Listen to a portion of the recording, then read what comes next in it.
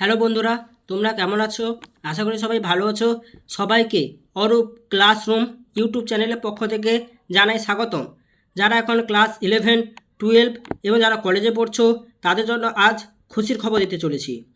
আমাদের রাজ্য তথা পশ্চিমবঙ্গে নবান্ন স্কলারশিপ দেওয়া হয়ে থাকে।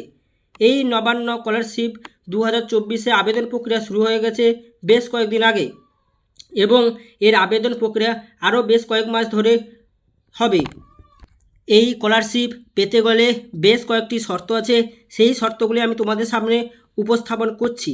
স্টুডেন্টকে পশ্চিমবঙ্গের স্থায়ী বাসিন্দা হতে হবে, এটা ফার্স্ট পয়েন্ট। সেকেন্ড পয়েন্ট, ছাত্রছাত্রীকে অবশ্য পশ্চিমবঙ্গে যে কোনো বোর্ড বা কলেজ থেকে উত্তীর্ণ হতে হবে। ছাত্রছাত্রীকে 50% পেতেই হবে, এটা তৃতীয় পয়েন্ট। অর্থাৎ যারা 60%-এর নিচে পেয়েছো কিন্তু 50% বা 50%-এর ওপরে পেয়েছো তারা কিন্তু এই স্কলারশিপে আবেদন করবে। চতুর্থ পয়েন্ট, পারিবারিক আয় বছরে 1,20,000 টাকার নিচে হতে হবে, তবে এই স্কলারশিপে তুমি আবেদন করতে পারবে। এবারে অনেকের মনে প্রশ্ন থাকবে, এই স্কলারশিপে অনুদানের পরিমাণটা কত? বিগত কয়েক বছরে এই স্কলারশিপে অনুদানের পরিমাণটা ছিল 10,000 টাকা করে। এবছরও ওই 10,000 টাকা করে দেওয়া হবে।